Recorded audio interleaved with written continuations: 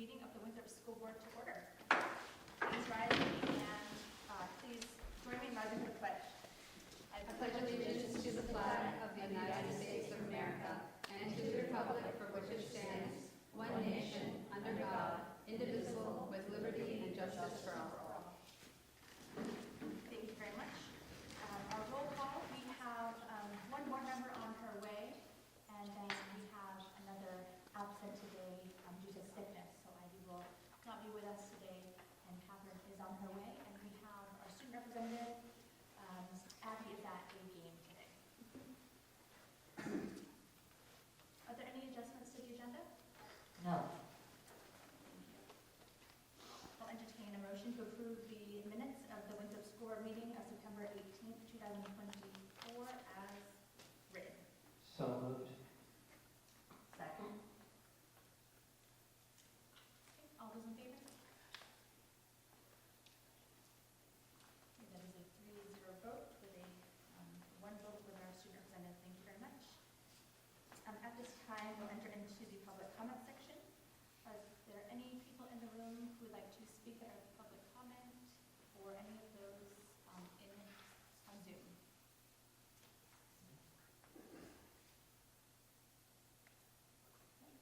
Okay, we'll close the public comment section. Moving on to our reports, starting with our superintendent report. Thank you. Good evening. Tonight completes my first month in the district. I have now met with all the administrators and board members for one-on-one conversations and continue to meet with community members. I'm happy to meet with anyone who would like to come in and meet with me. Please just call the district office and set up a time with my administrative assistant, Colleen Souza.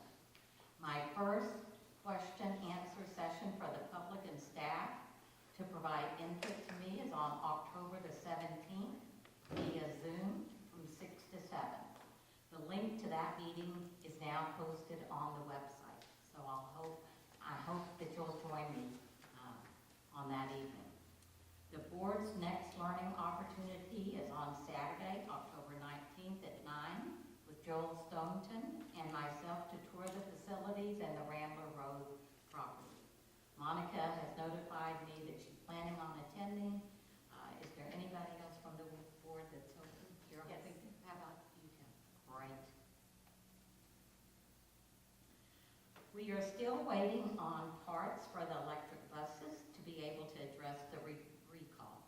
I understand that there are some parts that have arrived, but not all of them that are needed. So, of course, they're waiting until we have them all to be installed. We still feel we should not be driving them until this issue is resolved. I attended my first at-risk committee meeting at the high school on Monday. The staff is working hard to ensure that we create pathways for all students to achieve. I want to thank Ivy for agreeing to serve on this committee, and we are still in need of a parent and a student. As soon as these individuals are identified, we will convene the whole committee.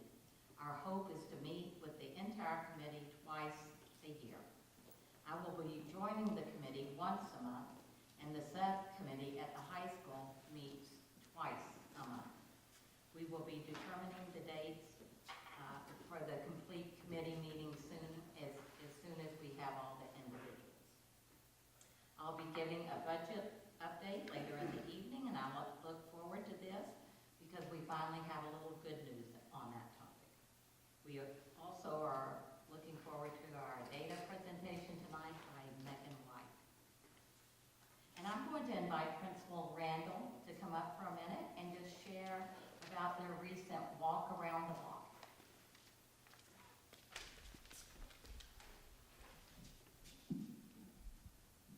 Thank you, Dr. Foley. So last week, Wednesday, September 25th, we did what is called the walk around the block. And it started a few years ago. One of our moms reached out and said, could we do could we show our support for the Winthrop Plays Outside? And that was one of the ideas that we came up with. And we do it twice a year. We do one in the fall and we do one in the spring. And it's an opportunity for us as a whole school to come collectively together and all kind of be in one spot together and just to enjoy the outdoors and to feel like we're more a part of the community when we're out in the community. So this year, though, what was different for our fall walk around the block was we invited families to join us. And so I'm going to speak for everyone, I guess, but it was so much fun. We just had so much fun. I had asked my teachers to let me know how many family members had joined, and we had 31 family members join us for that. And several at the very end were just so you could tell it was just a really happy moment for families too. They were like, oh, thank you, thank you. And we began in the front schoolyard. We formed like a train, and the stop sign, which is on Town Hall Lane, that's where our 5th graders start. The train goes all the way around the loop in front of the school down to our pre-Kers. Our pre-Kers weren't with us this time because it was held on a Wednesday, but typically it's 5th through pre-K. And Mrs. Biddlecom helps us to sing our school song. So everyone collectively sings our school song, which is now in its 3rd year, I think. And then we do the raise the roof, which is this kind of thing. And we do a silent one, and then we do a really loud one. I think this year I did the loud first and then the silent afterwards to get us focused and ready to go again. And then we have a famous phys ed teacher that some of you might know. His name is Mr. Zachary Finney. He's the superstar of WGS. Just ask any kid and they'll tell you. But he has his boombox and we jam to his music. And this year, he pulled his jam box all the way around. So music was playing the entire time. But we have a second one coming up April 17th. And families are going to be welcome to join us again. Come out for the fun. Sounds like a lot of fun. I hope to make the next one. Thank you, yeah. And I also want to give a big shout out to Ella Rice, a senior, for creating this beautiful sign for my office that was just delivered yesterday. And so I'll have that put up. And I also just really want to thank the teacher, Todd MacArthur, who gives our students so many wonderful learning opportunities. So great things are happening in Winthrop Public Schools and every single day. And that concludes my report. Thank you very much, Dr. Foley. And thank you, Jolene, for sharing that. It was great. There are no appointments, resignations, retirements, or transfers today. So we'll move on to 4.2, the school board chair report. I did also put the walk around the block in my chair report. It was a really fun time, and it was great to see all the students and so many family members join that day. And Mr. Finney he has a lot of energy and some pretty great dance moves too.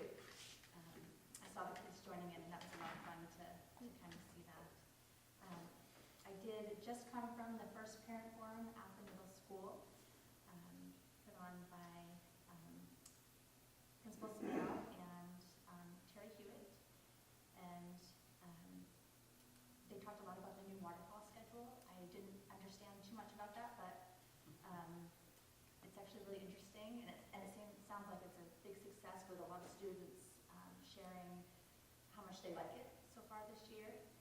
I also attended the town council with Dr. Foley on September 23rd, and we talked about where we stand as a district budget-wise and whatnot. So I also wanted to share a good news bit that I got today from a parent. A shout out to Joel Stoneton and his team for putting a crosswalk at the high school. It's in the parking lot and headed to the soccer field. I know there are some students who walk into that Apple Farm Crossing neighborhood, and there had been concerns about students crossing that path without a crosswalk, and I guess the turnaround time was super fast. Within a matter of days, a crosswalk was painted, and so I know that the parents are really thankful, and just wanted to share that phrase today. And that does conclude my chair report. So we'll move on to 4.3 and hear from Joseph. He's going to be sharing Abigail's report. Yes. did write this, so all the credit goes to her. Our athletic teams are having strong seasons so far. The girls' soccer team is currently standing at 3-0 and are set to face Spruce Mountain tonight, hence her absence. The boys' soccer team played last night and 3-0 against Littleton, and our football team remains undefeated, showcasing impressive skill and teamwork. The field hockey team is also thriving, undefeated, with a record of 8-0, with their latest victory against Spruce Mountain. Additionally, the Cross Country Festival of Champions is on the horizon this Saturday. The team is very excited for this. Academically, we have several important assessments coming up. The PSAT will be held on October 15th for freshmen, sophomores, and juniors, while seniors will have the option to take the SAT. And the WIA testing for grades 9 to 11 is scheduled for October 9th and 10th, focusing on reading and math. Our clubs are active as well, with the National Honor Society induction process underway, and the Student Council and Civil Rights Group engaged with students in meaningful initiatives so far. Today, the Drama Club held auditions for the play Clue, and 20 students have already signed up for the New York City trip that they plan to hold in April. We are hoping to get 10 more students to sign up, which is very exciting. The Art Club is also gearing up for a festive Halloween party, and all grades are collaboratively working to establish our top 5 core values in an endeavor led by Mrs. Descoulis. Additionally, we are pushing to raise funds for a book vending machine for the grade school, with plans for a community pickleball tournament in November and other creative fundraising efforts. Lastly, we are working on a grant project to benefit the Winthrop Food Pantry. We will be accepting canned goods and money donations at the football games on Thursday, October 10th and Friday, October 18th. Students who bring at least one canned good will get free admission to the game. And that wraps up the student reports for this school year. Thank you, Joseph, and Abigail. I appreciate that. There are, okay, moving on to our committee reports. We'll start with finance. We did not meet, but are planning to meet in 2 weeks. Thank you, Tim. And policy? We met and at point 5 point, we'll do old business and then we'll be doing business and covering the policies and have a presentation from Alexis Williams. Thank you very much. And negotiations? We scheduled, We scheduled one yet. We'll For just schedule negotiations. between the so we'll, Yep. we'll schedule. Perfect.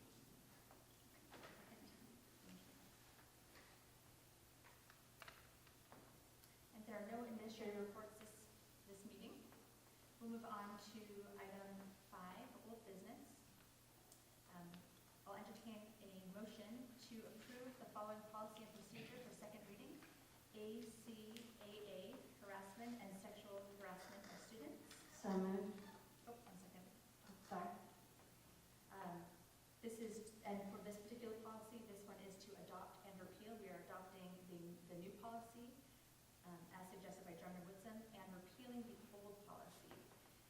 In addition, ACAA-R1, student discrimination, harassment, and Title IX sexual harassment, and complaint procedures. This is to approve for a second reading, right? Yes. So moved. Second. Any discussion? Point of clarification, what was your question, Monica, just now? Is this to vote on? To approve for the following policy for second reading. Okay, right, thank you, right, okay, thank you. Any discussion? No, I don't have any discussion. Okay, all those in favor? We have a 4-0 vote with our 1 student representative voting in favor as well. Thank you very much. Moving on to our budget update with Dr. Foley. So I have some good news to share for you this evening about the budget. I do want to start with the monthly sheet that you're used to seeing, titled General Fund Budget for September. That's in your packets.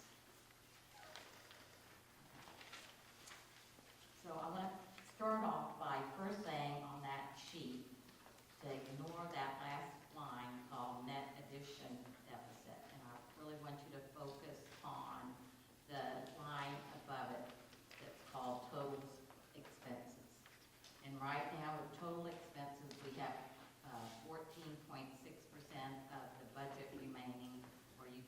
their $1.9 million. We have now, since printing this, projected out fuel cost and electricity.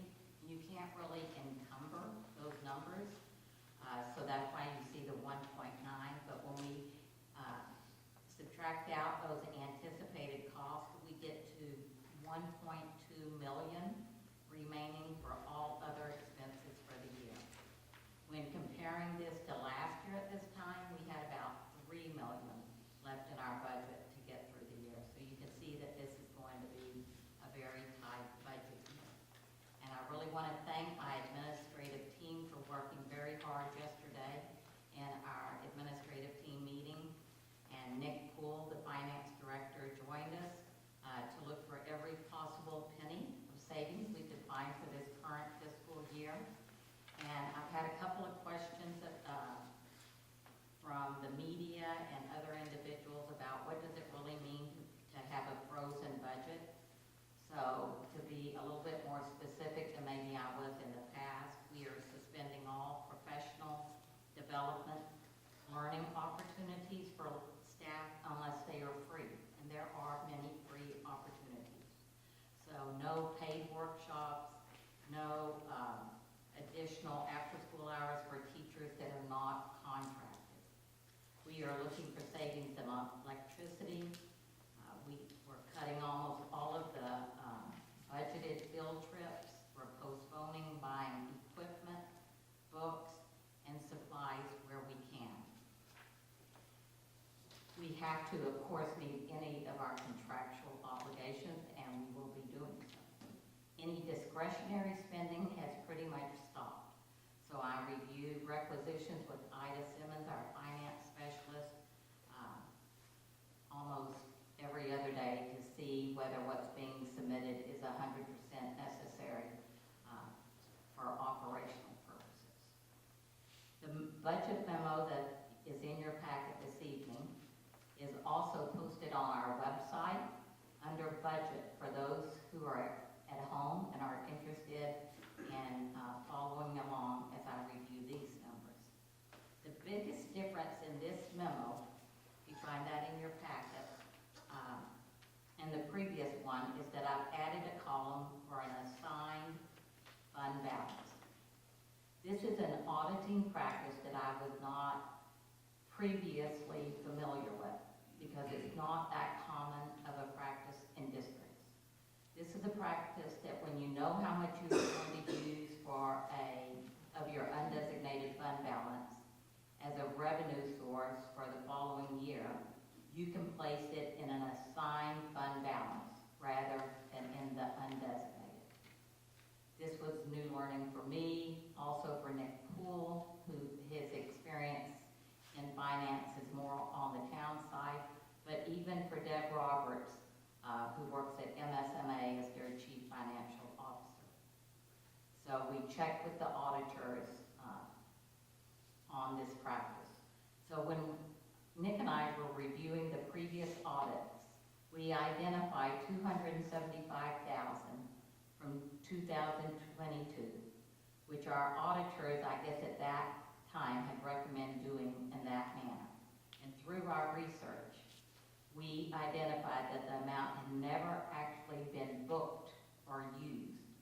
So it remained there in 2022, 2023, and 2024.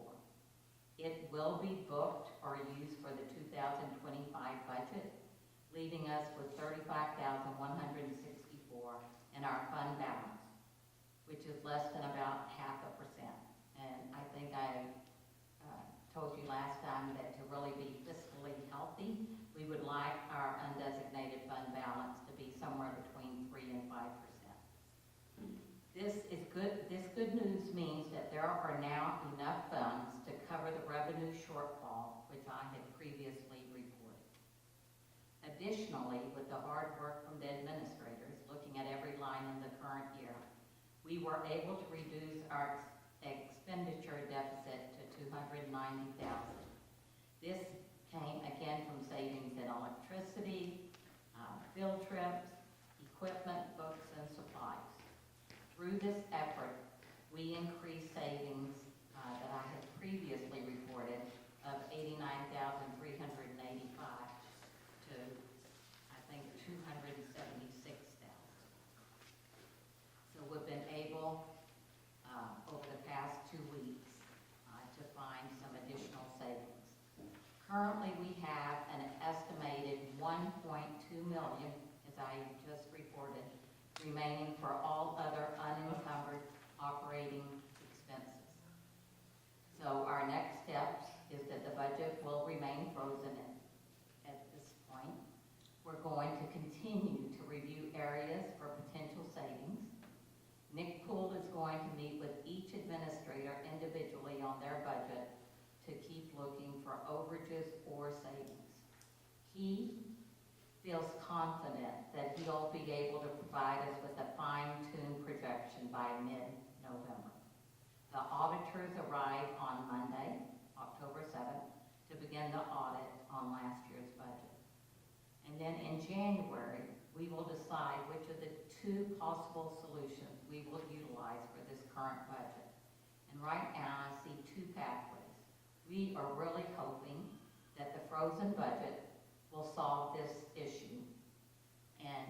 But a lot of it just depends on how the year progresses with unanticipated expenses, sublines, unexpected maintenance costs, etc. If we feel like it's going to be too close to call and we really need additional funds, then I've decided that the next path forward would be to move the unexpended $318,000 in capital improvements back to the general fund to help cover the budgeted shortfall. This would require school board discussion and approval. Then it would require town council discussion and approval. And finally, it would require a vote by the taxpayers to increase our expenditures.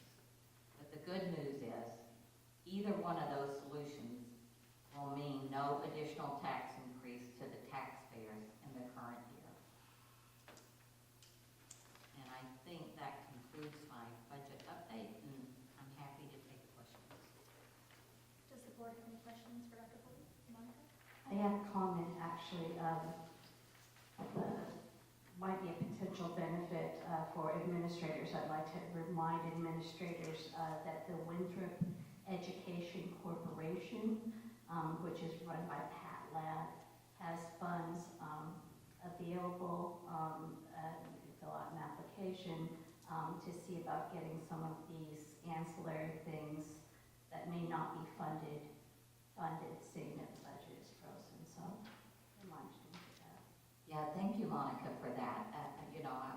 I should have included that in this because we have heard from Pat Ladd, and I've sent that to all the principals, and they're aware of that. And I think and there have been some other generous donors in the district, and they're also helping us out. And so we appreciate all those additional ways that we can get funds so that,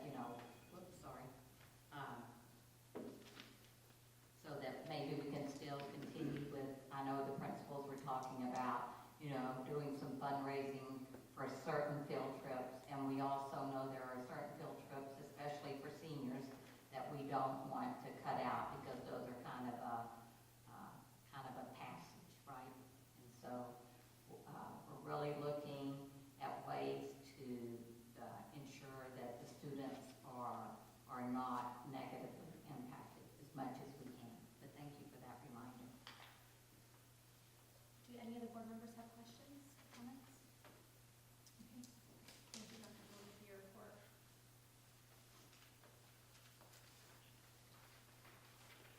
We'll go ahead and move on to item 6.1 under new business to approve the following procedures and first reading. I'll entertain a motion to approve AC non-discrimination, equal opportunity and affirmative action, ACAA-R2 student sex discrimination harassment complaint procedure, ACAB harassment of employees, and ACAB ACAB-R1 Employee Discrimination and Harassment Complaint Procedure. So moved. Seconded. And we'll have a discussion given by Alexis Tiscoulis. Or say presentation. Tutorial. We call it a tutorial. Good evening. I just wanted to give everyone a reminder. These are just overviews because I realize that the policies are a little cumbersome, and so it's helpful to just have on record what the policies cover without having to sift through the entire policy. So a reminder that some of the overall shifts of our affirmative action Title IX policies is that there are expanded definitions of sex-based discrimination, which now includes sexual orientation, gender identity, pregnancy, and pregnancy-related conditions. The expanded definition of sex-based harassment now includes totality of circumstances, is subjectively and objectively offensive, severe, or pervasive. There's a heightened oversight, and now it imposes duty on our school system to more actively monitor our programs and our activities, and eliminates barriers for those who want to report. There's an expanded reporting requirement. All employees have clear obligation to notify a Title IX coordinator of known or suspected discrimination and/or harassment. And there's an increased emphasis on supportive measures. As a reminder for clarity, both Drummond-Whitson and the Maine School Management Association recommend creating separate procedures to address all types of discrimination and harassment, and then a different policy for sex discrimination, sexual, sex-based harassment. So both of our policies are separated into R1 and R2. ACAA R1, Student Discrimination, Harassment, and Title IX Sexual Harassment Complaint, is now ACAA R1, Student Discrimination and Harassment Complaint Procedure. So that is not sexual or sex-based. ACAA R2 is separated out to be Student Sex Discrimination Harassment Complaint Procedure. The same thing goes for ACAB-R, which is Employee, so it's also separated out into ACAB-R1 and ACAB-R2. Policies for first reading tonight. AC, non-discrimination, equal opportunity, and affirmative action. This policy and the policies that you're looking at tonight are all revised to reflect changes imposed by the federal government, the federal Title IX regulations, which became effective on August 1st of this year. Protected classes have been listed and bulleted out so that they are easier to access. And added protected classes, as I've already discussed, are sex stereotypes, gender identity, gender expression, and pregnancy or related conditions, as well as genetic information. ACAA R2, Student Sex Discrimination Harassment Complaint Procedure. This is for clarity, was pulled out from ACAA R. This is a separate procedure to address all types of sex discrimination and sexual, sex-based harassment complaints, which significantly broaden the scope. Several new definitions have been added to this procedure in an effort to assist with implementation, and the policy now spells out criteria to match the circumstances. ACAB, harassment of employees, which was similar to ACAA, but is for employees. It again lists out the protected classes. There's updated language based on updated regulations, and there aren't any other significant changes. That's a simple one. It's only 3 pages. ACAB-R1, Employee Discrimination and Harassment Complaint Procedure. This update provides general guidance with updated language, which connects to the other updated policies. The completion dates have been updated to school days instead of working days or weekdays. That completes the 4 policies that we're looking at today for first reading. And our first reading of ACAB-R2 and the new policy JEI, which is pregnant students, will be read at the October 16th board meeting. Does anyone have any questions? Does the board have any questions? Comments? Monica? Thank you for your hard work. You're welcome. Thank you. Okay. Again, you are off the hook. Thank you so much.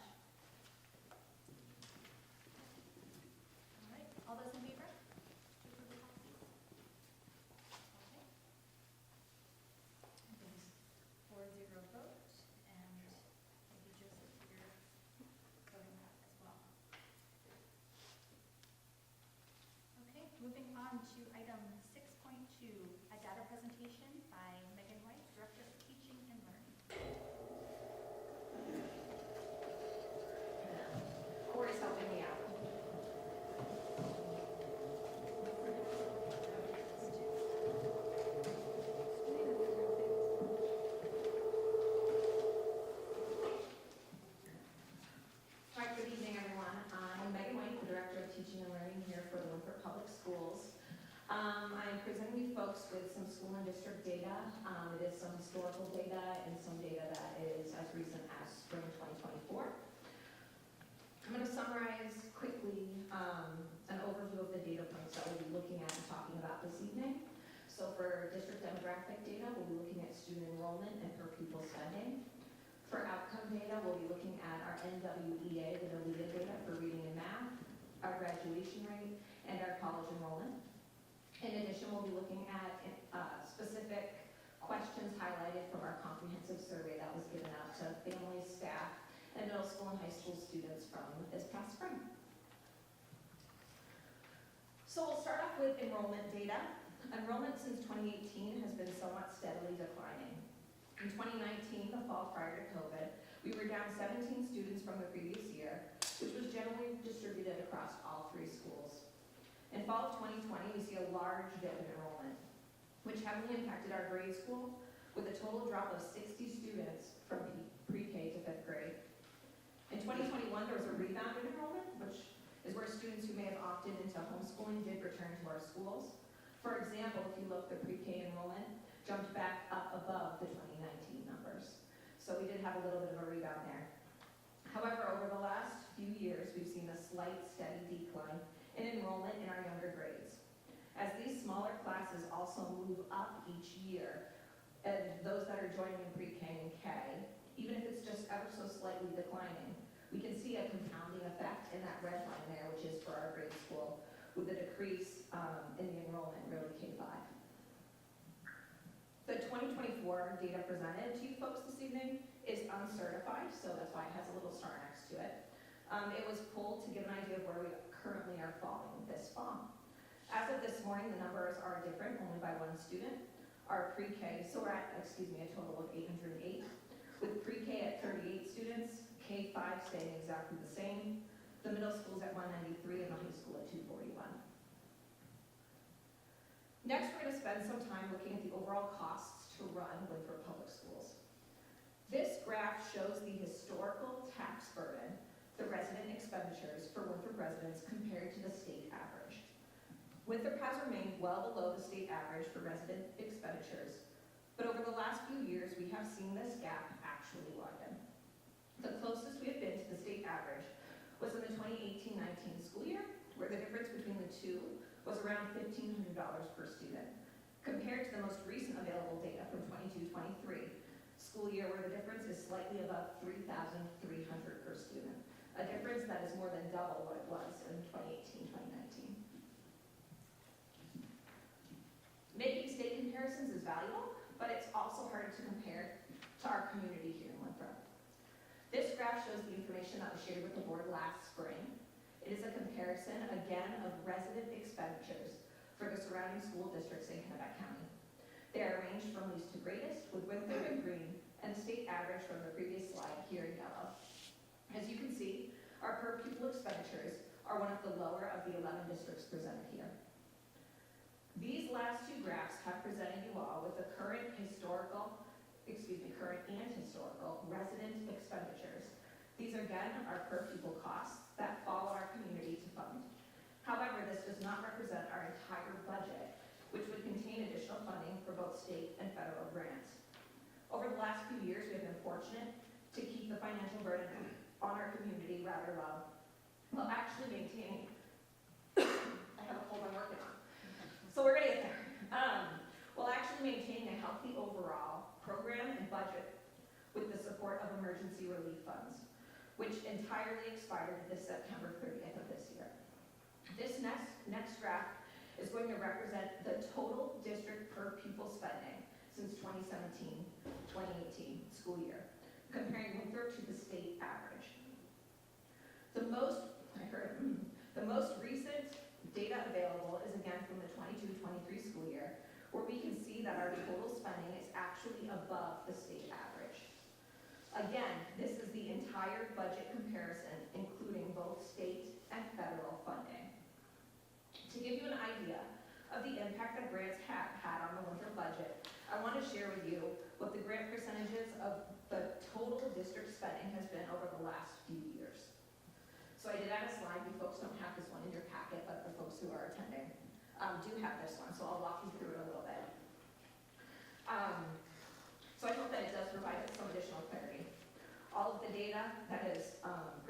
folks, is available from the Department of Education website on the SM data dashboard. So if we look closely at this data over the past 3 years, this is where we're starting to catch up to that state total spending. We also see that there is a significant increase in the percent of the total per pupil costs that are coming from both state and federal grants. In the 2020-2021 school year, it was 18%, and it increased to over 23% in 22-23. This means for the 22-23 school year, over 23% of our total per pupil costs came from grants. This is how Winthrop, over the last few years, and even into last year, has been able to keep the resident expenditures low compared to our Kennebec County districts. A comprehensive list of all the projects that have been covered and funded with grants over the last few years is available on the Winthrop Public Schools website under the Safe Return to School After COVID webpage. It is a federal requirement that we are very transparent with that. Next, let's take a look at student achievement data by looking at our NOEA testing scores. These measures, just for everyone that's aware, contain both RIT scores, which flag achievement percentile levels, as well as if students met their growth goal. This data includes all students from kindergarten to 11th grade that are taking either the MAP growth NOEA tests, which is our local assessment, or the NOEA main 3-year assessment, which is the required state of main assessment. Over the last 2 years, we've seen the reading scores somewhat stabilize. Each colored band in this graph represents a percentile band, and the darker shade of the same color shows what percent of the students in that band met their growth goal. Ideally, blue, green, yellow bands, which represent the 40th to the 100th percentile, would be large, and those in the red-orange bands would be the darker of the two shades, meaning that those students were at least meeting their growth goals. As mentioned previously, some of this data, specifically the scores for our 3rd through 8th and 10th grade students, come from the state level test, the main 3-year. This new assessment was rolled out in the spring of 2022-2023 school year, where we see an increase in the amount of students below the 40th percentile, so the red and orange bars. So you see a significant jump from 21-22 to 22-23. There actually was a different assessment that was given because it became the state level main 3-year instead of just a local assessment. Seeing that the past 2 years have been quite consistent with both the tests and our outcome student data patterns, we're hoping that this spring we might be able to see some marked improvement. In addition to district and school-wide data, we also track student class cohorts and grade level data. If either of these tables is read left to right, so we have 2 tables here. One is looking at percent of students above the 50th percentile and percent of students that meet their growth goal. We are looking at grade level data. If read diagonally, which is how these are color coded on here, we can more closely track specific student groups as they move from grade to grade. Using this data and still drilling down to more individual student levels, the administrators have determined next steps that can support improved scores of reading. Specifically, at the grade school, we're hoping that a pivot to a more comprehensive reading and writing program will help to strengthen our curriculum and provide quality resources for our K-5 learners. Although gains are not usually found in the first year of implementation of the new program, we are excited and hopeful that we'll be tracking improved growth. At the middle school, work last year and this year is being done to map out scope and sequence. And content area teachers across all contexts, not just literacy, have been given common planning time. Opportunities to collaborate, co-plan, and look at student data will be huge for this group. At the high school, we are planning on digging into the data more closely as a whole staff in November, but also at the individual student level with the RTI committee. The entire A team, during our retreat this summer, set a district-wide initiative around communicating the importance of testing by making student achievement data accessible and meaningful for teachers and encouraging students to look at their scores and actually set goals with their teachers. MAP follows a similar stabilizing pattern for percentile scores, but we actually see an increase in students meeting their growth goals. And you can see that through the enlarged darker shades, right? Those are students in each band, but have also met their growth goals. So there's increased darker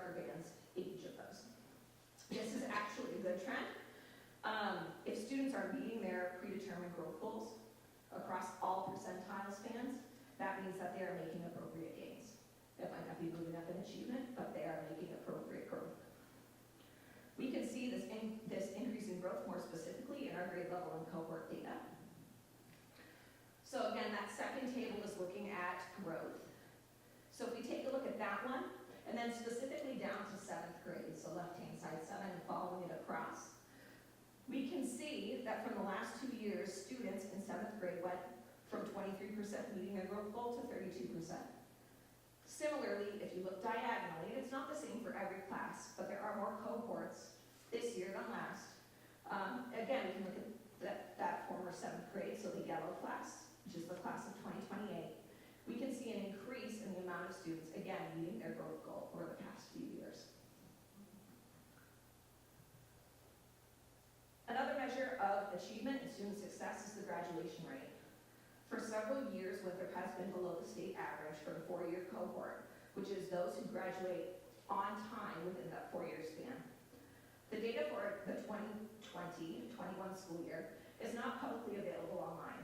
You may remember this from prior year's presentations. A memo was sent to the board clarifying the reason for this.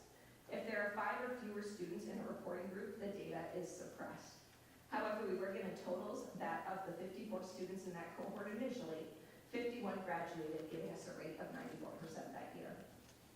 Although it is not certified or verified by the state yet, we believe that our graduation rate will be around 77% for the 23-24 school year, with 34 of the original 44 students graduating on time.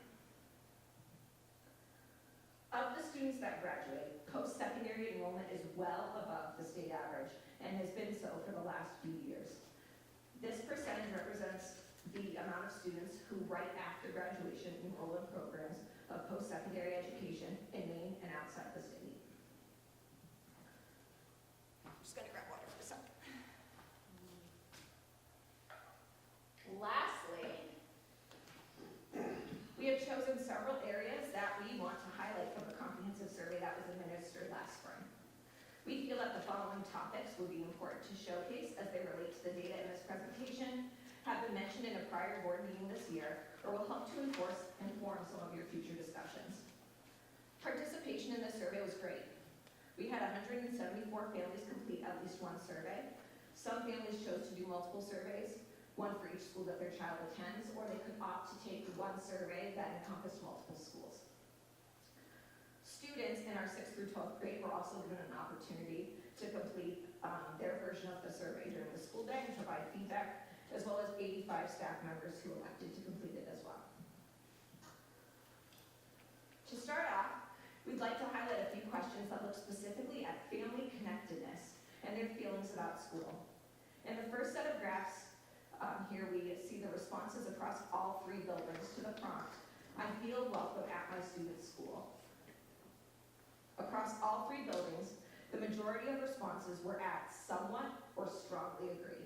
So that is our green and yellow areas. So I've added up those 2 positive responses, and that's the totals you see in the left-hand column there. During our administrative retreat, when dissecting and discussing this data, we determined that connections would be the theme for this year. I believe it had been shared with the board that that was one of our goals prior to. Although this data is reasonably positive, our administrators have heard from the board and the community about increasing communication and involvement, increasing family connections, right, to our school. Already this year, you have heard several administrators around different initiatives and actions that they've taken to promote this connectedness. Next is feedback from families around their comfort with reaching out to their student's teacher. Last year, there was a great deal of discussion around this, so this data point is important to highlight as it gives us a broad perspective on how our families feel about communicating with teachers. I would say that it is overwhelmingly positive. I'm glad, and we are all glad, that our families feel that they can reach out and talk to the teachers across all of our buildings. Next, we took data from all 3 groups surveyed, so families, student, and staff, about their feelings on whether our schools have high standards for achievement. So this aligns nicely with some of our testing data we already looked at. Although this feedback is generally positive, when I look at it, there's just a lot of yellow from families, from students, and from staff, which means that they only somewhat agree. This feedback, partnered with our actual achievement data, prompted the administrative team to set the previously mentioned goal around achievement, making student data accessible and intentionally setting goals with students around their own achievement. Next, we have data around feelings of safety at school. Already this year, we've heard wonderings from the board about our safety procedures as we live in a world where safety in schools is incredibly important. I know that we will be providing an additional presentation workshop on that later this year, but the perception of our groups is that people feel safe in our schools. Our staff, the third column over, receive annual trainings, and the feedback is that this helps them to feel safe. Our students, who also all receive age-appropriate safety training, also feel safe, which translates nicely to our families as well. This is a powerful data point that I'm really proud to be able to share. Finally, we included information from all groups around remote days. With everyone responding to the same question, I support the use of remote days due to weather as an option for Winthrop Public Schools. This question was intentionally added to the survey as we anticipated being a topic for discussion this upcoming school year. As shared previously, staff across all 3 schools are generally in favor of remote days, with more mixed feedback from both families and students. Thank you all for your attention. I know this is a lot of information to digest all at once. I've shared several of our goals and past discussions with you throughout this presentation, but there is a general summary of our next steps here for you. So we want to build more transparency during the budgeting process. We plan to expand the Dropout Prevention Committee and have already taken steps to do so. We plan to continue to implement new literacy and math programs specifically this year at the grade school. And we recognize that there will need to be a future discussion around the use of remote days here in Winthrop as well. Thank you all. I'm happy to take any questions. Our building administrators are also here to hopefully provide clarity if we are able to. Thank you so much, Megan, for all of that information. I know that your team and you've worked hard in presenting that, putting it together for us. At this time, does the board have any questions regarding any of the data? Anything Megan presented? Martha? Yes, I had several questions. One, I was, as a comment, to receive the question, really happy to see that we've got grants that are supplementing our needs in that way, especially given the situation right now. Who's responsible for that grant application? So that's a great question. The grants that we're reaching at in the school year 22-23, that 23% are actually federal grants for COVID relief. So that 23% no longer exists this fiscal year. So yes, I was just hoping that if we have a person that is designated for that role, if we don't, that we might consider that, since there are a lot of educational grants out there, and that could be something that could be really valuable for us, especially at this point in time. I know everybody's busy, but if there's somebody that can, that is well equipped to do that, I think that could be helpful. Yeah, that's another question. Did you want to respond? Megan manages the COVID grants, and then local entitlement is managed by Sue Fawcett, the special ed director. And I also do the title grants, which is why you heard from me a month and a half ago as we presented that budget to you folks as well. But those are all ones that come from the state level, so it sounds more like you're asking about exploring outside educational grant opportunities. Yes. That's sort of what, Did you want to ask a question? Okay. Yep, go ahead, Kathy. so yeah, that's what I was going to say. Is this something, I do know Megan does the title programs, the grants, and you just mentioned Fawcett. Is this something that you would want to explore having other grants, or are we thinking that this is something that we do right now that's sufficient with the workload that people have at the moment? So I would say that I've been in 2 other districts where they've hired grant writers to explore, and that it has not, it was in Portland and in Cumberland, and it was not hugely successful because there are some smaller grants like what you're talking about with Pat Lab, but by the time you pay the benefits and the salary, it's really hard to come out ahead. I've seen a couple of districts try that. We obviously will continue to get the local entitlement grants and the title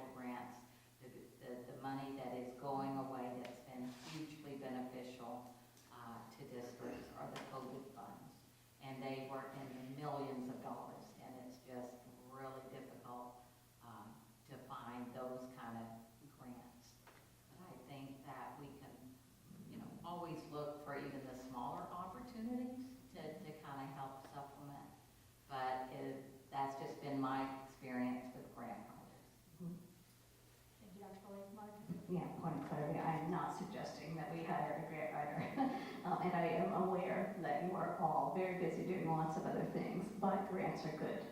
I myself have written successful grants, and it's very satisfying to get that money. I know that they're out there. So just want to put in a plug for that. I was concerned looking at the NUIA data. As I saw a lot of numbers declining, I was also really concerned looking at our graduation, like 77%. Okay, so those are more comments then. Oh, the other thing I wanted to ask is to have the board provide with the results of the survey. Yes, I will own that. My intention was to send it to you earlier this week, and I've already have an email into Colleen to send it first thing in the morning. So if there are future questions, we're happy to field those too. It's a lot of data to look at, but it's good. Thanks, Loretta. Thank you very much. Any other comments or questions from the board? Okay, thank you very much, Becky. At this time, we'll head into our item 6.3 to transfer funds between articles in the FY24 budget to ensure that no line is overdrawn in accordance with Maine law as recommended by the superintendent of schools. So moved. Seconded. Any discussion? So this is something you do yearly, and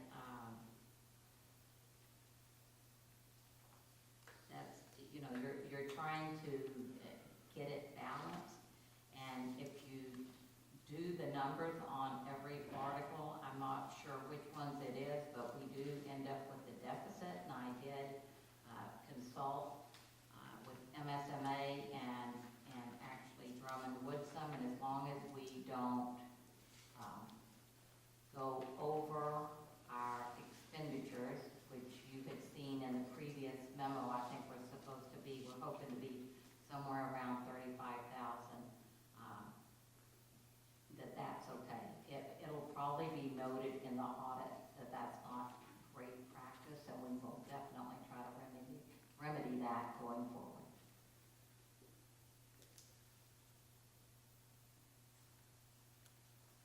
Okay, any questions from the board? Okay, all those in favor? There's a 4 vote with a 1 vote from our student representative. Okay.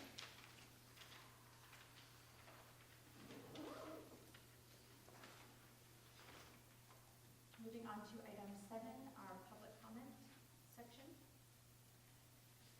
Are there any people in the room who'd like to comment, or those on Zoom at this time?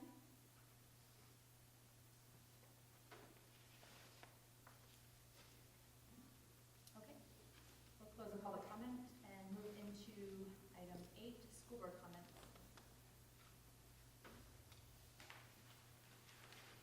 Mark?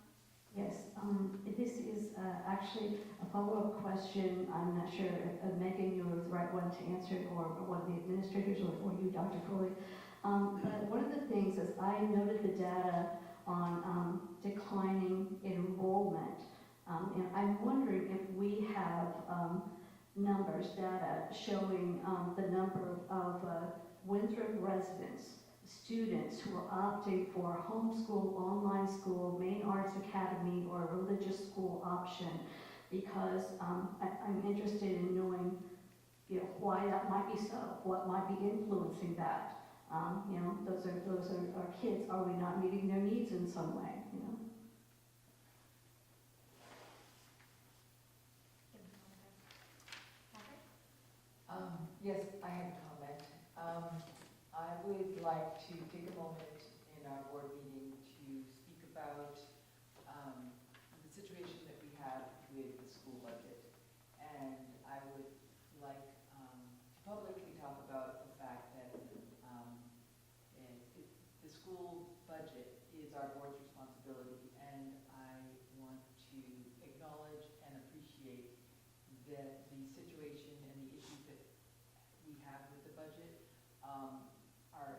impact our teachers and our staffs, and I want to offer appreciation, acknowledgement, and the gratefulness for the extra burden that they are carrying and that the impact this is having on our community, but also the Herculean response and the heart with which our administration, staff, and faculty are addressing these issues that are the result of the issues with the budget. And I think I would like to just stand as a board member to say that I think to be mindful and appreciative and take time to say that publicly is something I like to do. Thank you very much, Catherine. Any other board comments? Okay. And thank you for sharing that. I echo the same sentiment. I do want to thank our administrators and our staff and those who have really worked hard through these challenging, messy times. Your work is so appreciated. And I think it's important that you guys get the recognition that you deserve and the appreciation. One more comment, Joseph, and Abigail is not here, but please let her know. I am so appreciative of your reports. We should have been doing this long ago. It's great. It gives us a look really right into your perspective on what's happening in the school. Yeah, I almost feel like I'm there. It is really adding so much. So thank you. Great comment, I agree. Okay. There's no executive session this evening. So without objection, I declare this meeting adjourned at